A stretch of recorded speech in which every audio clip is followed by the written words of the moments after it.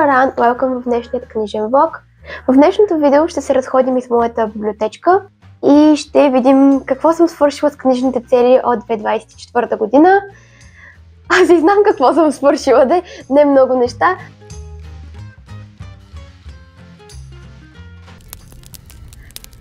Погледнах в Goodreads какво съм отбелязвала, погледнах си и винтидж начина, в който описвам какво съм прочела, какво чета, какво искам да прочета. Разбира се, проверих и в Goodreads, както казах. Видях колко книги съм прочела, видях какво ми остава още и направих тези две купчинки и съм готова да запиша днешното видео. Така, книгите, които трябваше да прочета през 2024 година, не успях да прочета много. Вие сами виждате, тук е купчинката с прочетените, а тук е купчинката с непрочетените книги. Но за днес ще говорим малко по-късно. Ще започна първо с малката купчинка, а с прочетените книги и ще ви ги покажа. Днес ще направим една разходка, така че няма да говоря много за книгите, няма да има нещо като книжно ревю. Просто ще се разходим, ще ви покажа книгите и това е. За всички тези книги имам книжни ревюта, така че можете да ги изгледате. Ще има линк в описанието, както и карта, предполагам, ще се опитам да сложа карти към тези ревюта, за да можете, ако ви стане интересно, да чуете малко повече за тях и да се потопите по-дълбоко в техния свят, под някаква форма, чрез ревюто, което можете да изгледате и да изслушате. Една от прочетените книги е тази Пачинко от Минджин Ли. С няколко думи тя е исторически роман и проследява, ако си спомням добре, съдбата проследява живота на 4 поколения корейско семейство. Добре ли си казах думите? Проследява съдбата на 4 поколения корейско семейство. Да. В тази книга ние можем да разберем малко повече за корейската история. Така че, ако Корея е страна, която предизвиква у вас любопитство, като култура, история, може би дори сте кей-поп фен или харесвате да слушате, да гледате кей-драма ли се казва, не съм сигурна. Тоест имате някаква връзка така имате някакво любопитство изобщо към Южна Корея. Тази книга може да ви от полза. Препоръчваме на хора, които искат повече да разберат за Южна Корея. На мен ми хареса стила на Минджин Ли, хареса ми... Мисля, че беше доста добре описано, доста обстойно. Разтягала роман, щях да кажа, разтягала куми колкото си искаш. Книгата е интересна. Лично, ако трябва да кажа защо аз започнах да чета Пачинко, защото исках повече да разбера за историята на Южна Корея. Доста неща разбрах, доста неща ми се изясниха, доста неща не харесах, доста неща бях записана, нали, но всяка една история, може би ако изключим Бутан, защото доколкото знам Бутан е страна, която никога не е водила военни конфликти, никой не искал да я завладява и така нататък, поне доколкото си спомням, когато четох География на блаженството, ето тук някъде е тя. Но, като повечето страни, Корея също е водила войни, била е под окупация, японската окупация, изобщо имало е много трудни моменти на бедност, на лишения. Да, не бих казала, че е била лека съдбата на Южна Корея и може би така това... Разбирам, нали, колкото съм прочела от книгата и колкото съм запозната, аз не съм чак толкова запозната. Да, интересна ми е Южна Корея, като цяло корейската история, корейската култура и гледам доста неща и съм запозната с това онова, но разбира се, че винаги може да надграждате да знае повече. И всичко това, което знам до сега, плюс тази книга, може би разбирам защо протестират така спокойно, също как така са сплотени в трудните моменти.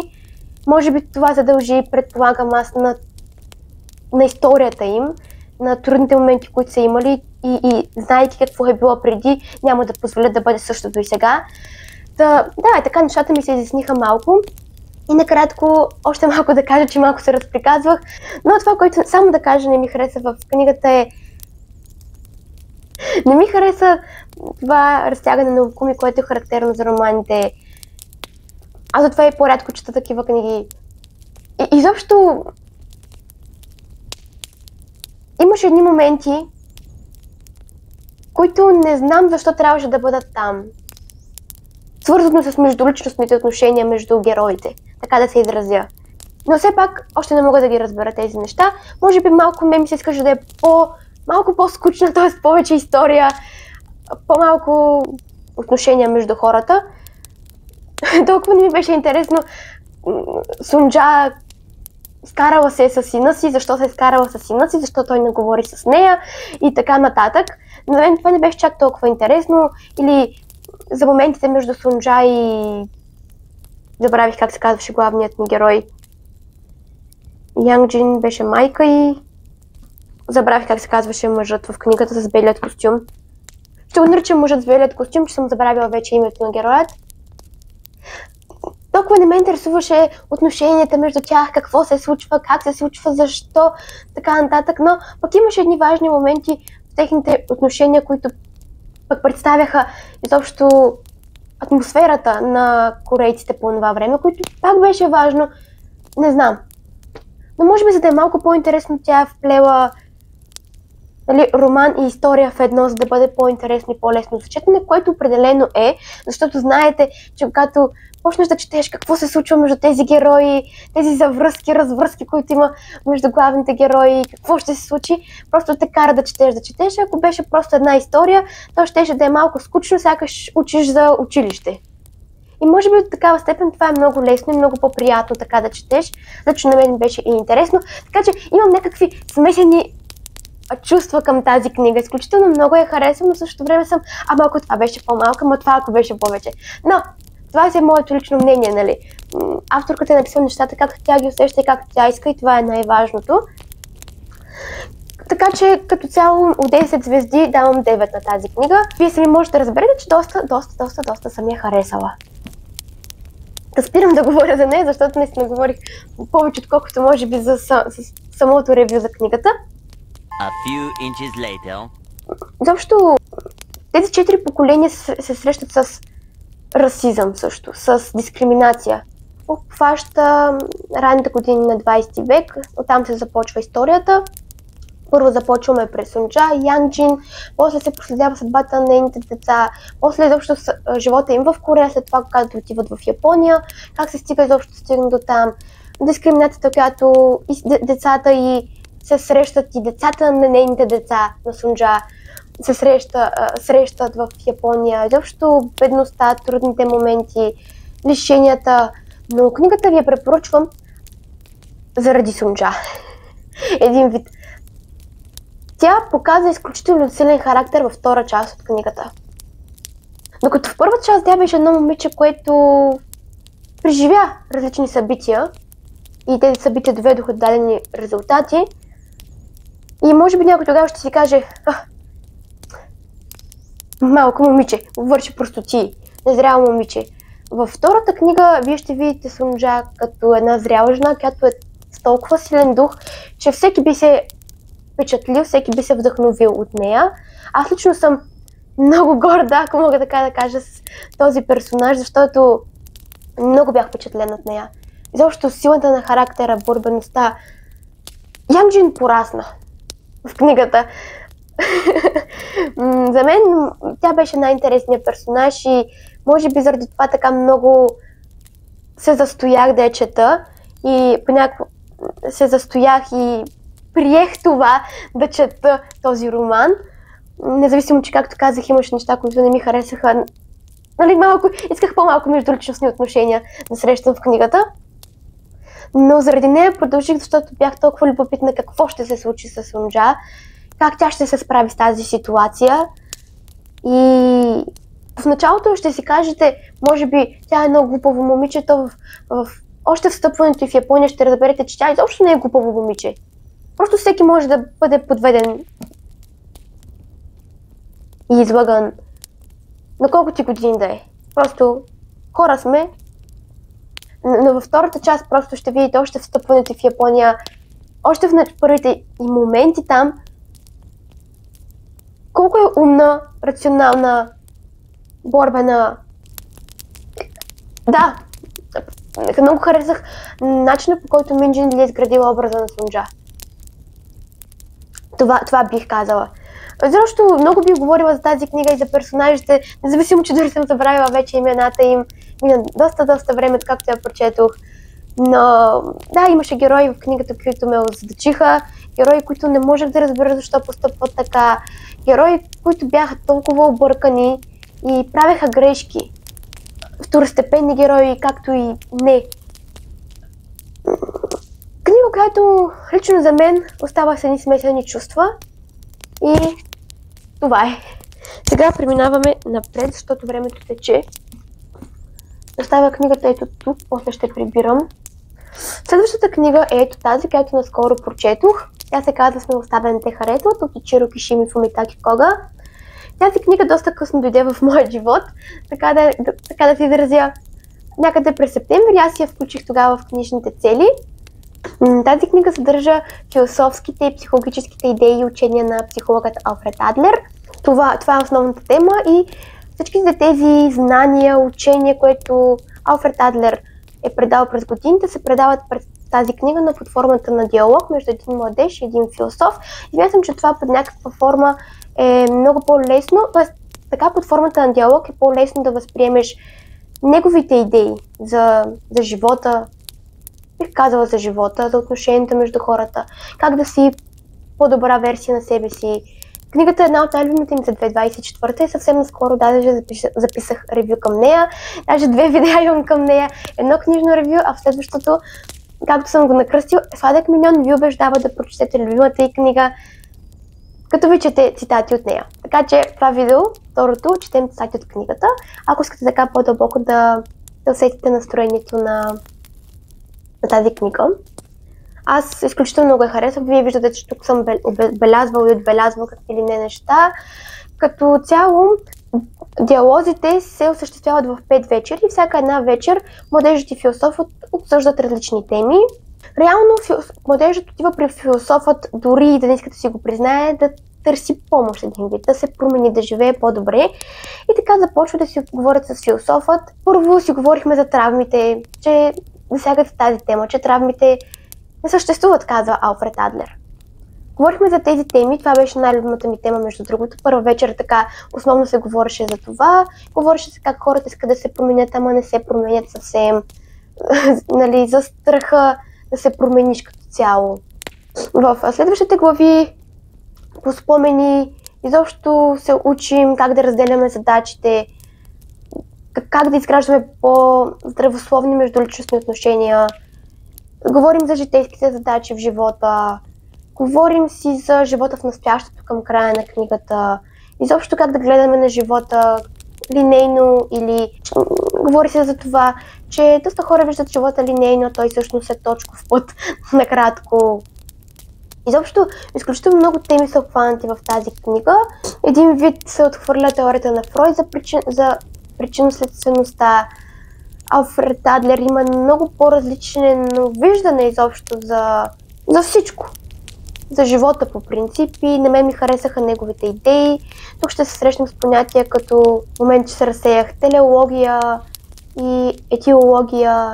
Повече съм говорила подробно за всяка една вечер, съм ви говорила в самото ревю. Там изключително подробно съм разказала за какво се говори във всяка една вечер. Всяка една вечер говорим за много повече от една тема, реално.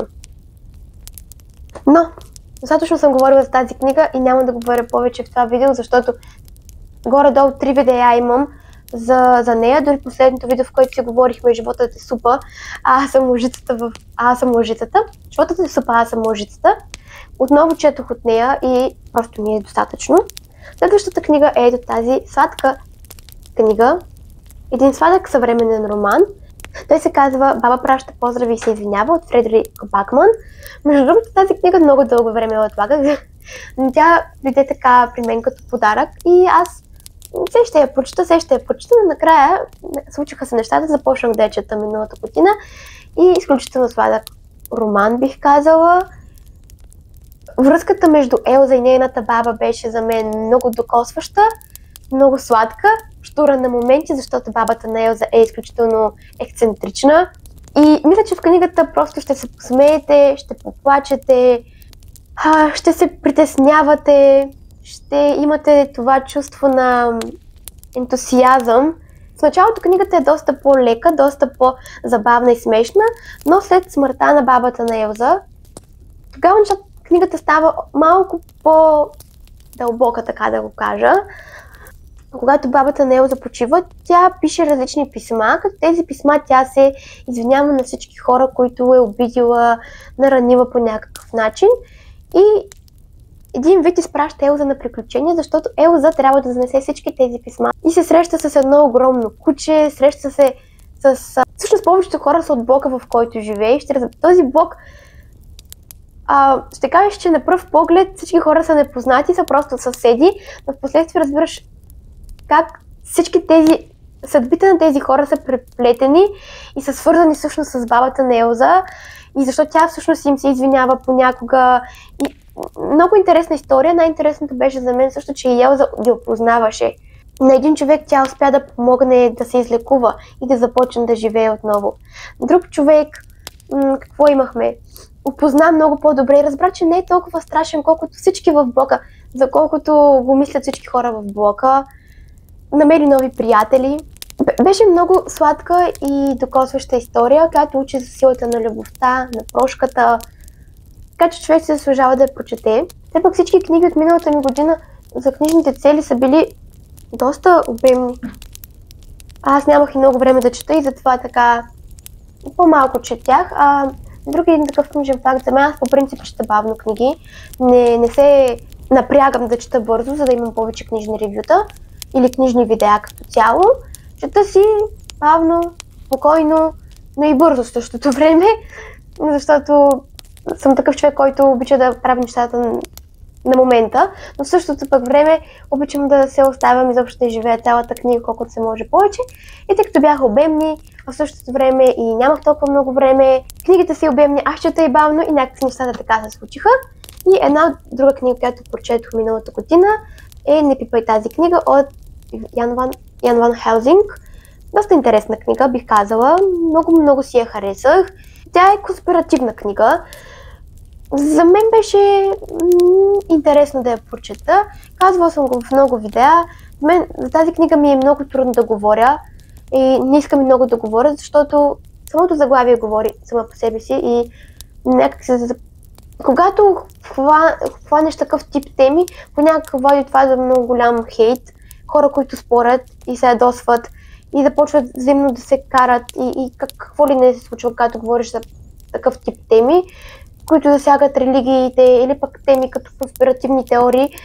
Така че, може би просто ще оставя на вас, ако ви е интересно да я прочетете самите вие за вас и да разберете дали книгата ви харесва или не. Лично за мен книгата беше много интересна.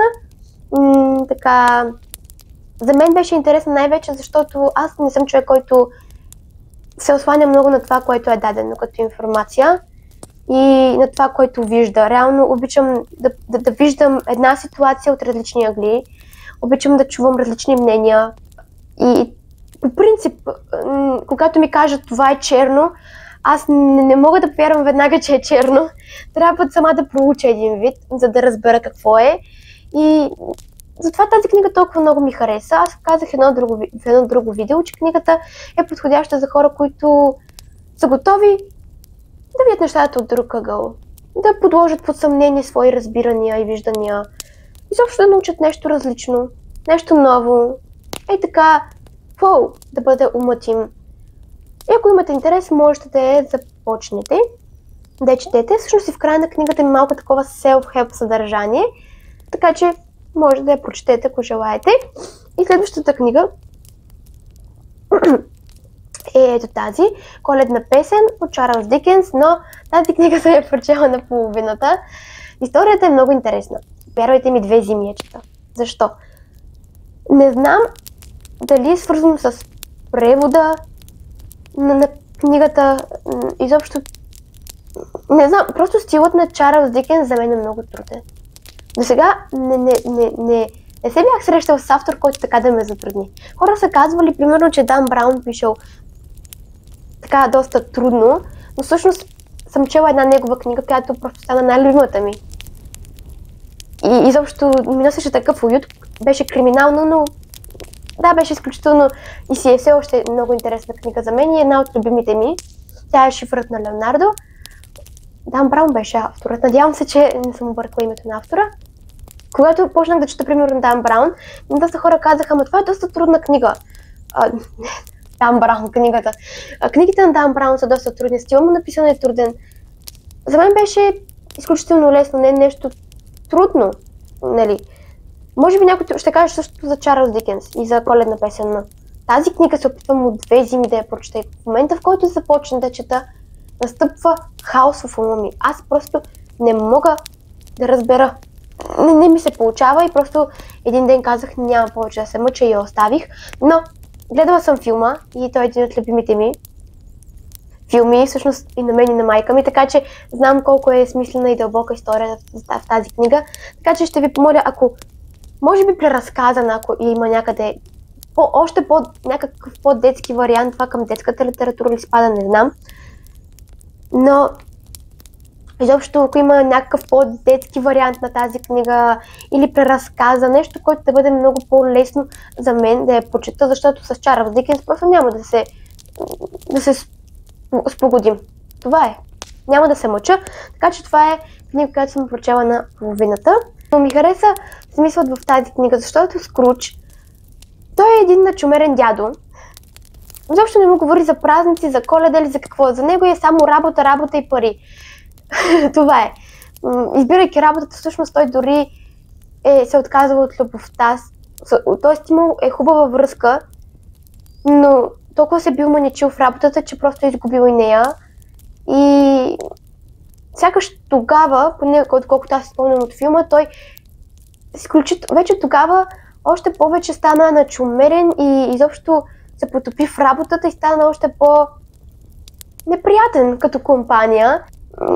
Но тук ще видим прераждането, ще кажа, на Скруч. Ебенизър Скруч.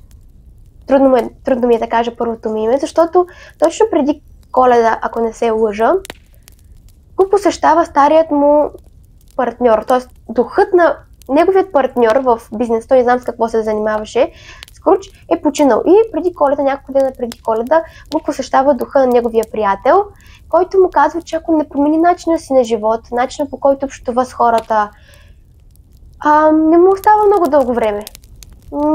Просто нещата ще станат. Всичко това, ако не се промени, ще го погуби. И в последствие започва да го посещават призраци.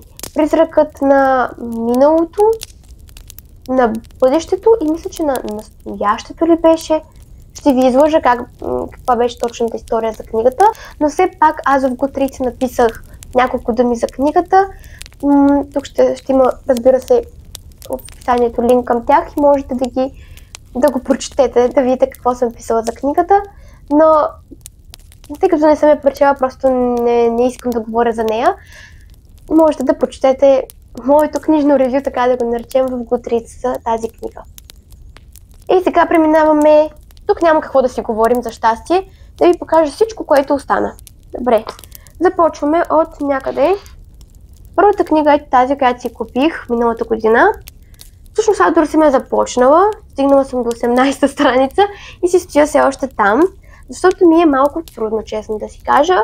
Мислих си, че съм изключително готова да чета книги на английски, но все пак има разлика в това да гледаш видеа, да разбираш, да гледаш видеа на английски, Да, има разлика да гледаш и да слушаш видеа на английски, с това да четеш, просто езикът е по-различен, тук е по-литературен. За щастие не е като при Гордост и предразсъд, със сигурност там няма да се справя още на първото изречение. Аз когато говорих за тази книга, когато направих анбоксинг, ви казах, че съм си я взела, за да стана по-добра в английски, че ми препоръчаха да чета книги на английски, за да се подобря още повече. Но ми е малко трудничко. Аз си мислих, че съм изключително добра, защото гледах доста ревюта за книгата и на английски език, гледам доста материал на английски и си разбирам нещата, независимо, че ми е понякога трудно да проговоря, защото не го практикувам постоянно английският език. Си мислих, че нали съм готова и за книгите, но сякаш има още време, но трябва повече да практикувам. Повече да говоря, защото не знам дали при вас е така, но за да мога да кажа нещо на английски, аз първо си го правя на български и ми трябва някакво време да помисля как да го кажа на английски и тогава да ми се случат нещата. Ако почна така бързо да говоря на английски без да си обмисля изречението, всъщност майката ми си обмисля на изречението е много по-добре. Аз всъщност, когато не обмислям да говоря на английски, не обмислям какво да кажа, много по-добре се справям. Когато започна сега си казвам дали тази беше правилната дума, дали онази, най-често греша. Дълга история е моят английски. Вие можете да видите как съм учила. Какво съм си правила тук? Момент. Ето, не знам дали добре се вижда, не мога да мръдна повече от това, но ето тук съм си писала как се произнасят някои думи, какво е значението им. Трудно ми е, но аз знам, че тази книга не съм я взела за да я чета, т.е. да си я чета е така, както се чета книгите на български, аз съм я взела като учебник. Но в момента малко съм спряла. Да. И най-гадното, че ако превеждам през телефона, аз се включвам интернета. И нещо така, някой път знаете, включваш си интернета, идват ти съобщения от някоя социална мрежа, това пък да видиш, това да провериш и разсейваш се и накрая какво си прочел, нищо.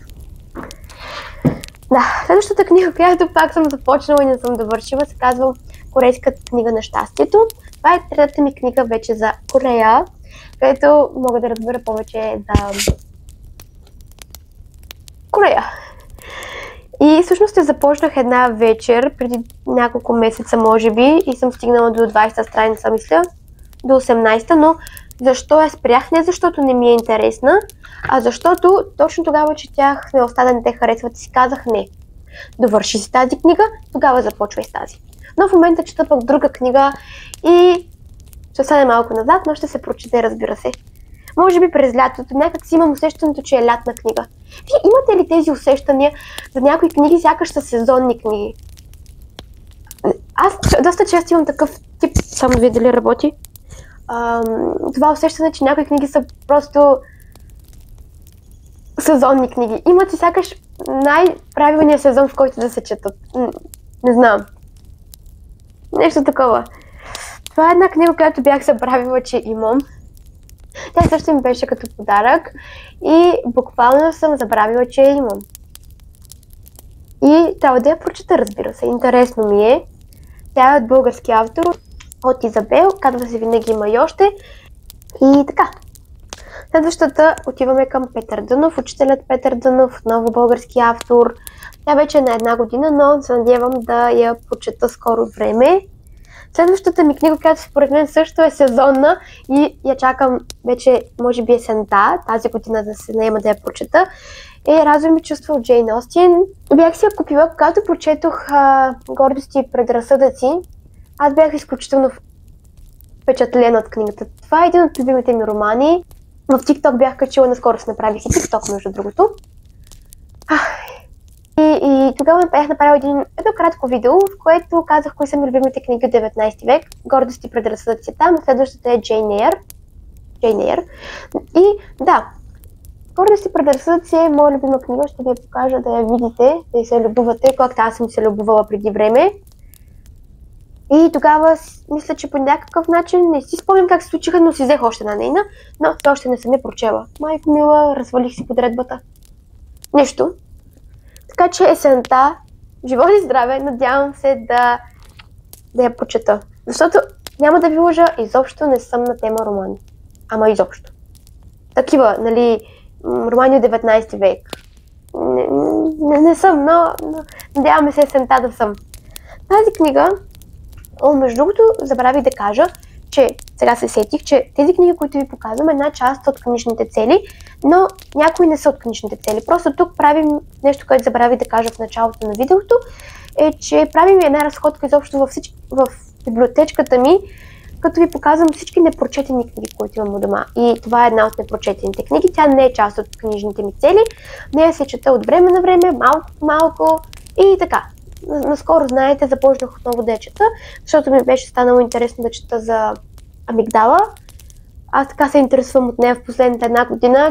така, след като слушах песента Амигдала от Агузди, аз проявих голямо желание да науча повече за амигдалата и после разбрах, че има информация в тази книга и така четох малко. Но като цяло самата книга много си я харесвам и лека по лека си я чета, малко по малко. Следващата книга, която не планирам в бъдещите години да прочета, е ето тази. Чела съм Силата на настоящето от него и много харесвам книгата. Знаете, че дори я препоръчвам в едно видео, което направих, 10 любими книги. Как ли се казваш това видео? Не знам, ето това видео с тази корица, с този тъбнейл. В това видео препоръчвам една от неговите книги, така че харесах неговия стил на писане, харесах книгите, точно книгата му и после си купих и тази. Но няма да ви лъжа, че напоследък изобщо не съм това настроение за такъв тип книги. И тъй като последната ми книга, която прочетох, това е предпоследната книга, която прочетох, сме останали да харесват. Тя е книга за личностно развитие, доста време я четох бавно и тези книги ми натежават, честно казано. И след това имам нужда от почивка. И скоро няма да се върна, може би, към книгите за личностно развитие. И не мога да обещая кога бих прочела тази книга и ще отпадне от списъка ми непрочетени книги, но на момента просто си седи в библиотечката ми. И следващата книга, която трябваше в момента всъщност да чета, но отново я отложих не знам за кой път отлагам тази книга, но надявам се скоро да прочета Любов от Елиф Шафак. Книга също като дойде в се появи на вратата ми един вид като подарък и искам да я прочета, интересна ми е, но се я отлагам и се надявам да я прочета скоро време. И така са нещата около мен. Разходихме се, видяхме какво съм прочела, какво не съм прочела. Чао от мен, бъдете здрави, държете се за себе си. Знаете, сега е сезона на грипа. Вземайте си необходимите витамини, грижете се за себе си, здравето е най-важното. Във всеки един аспект, говоря обобщено, като казвам здраве. Когато сме здрави, можем да сбъднем всичко, да направим всичко. Всичко е наред, когато сме здрави, така че ви пожелавам здраве и до скоро, до следващото видео. Чао!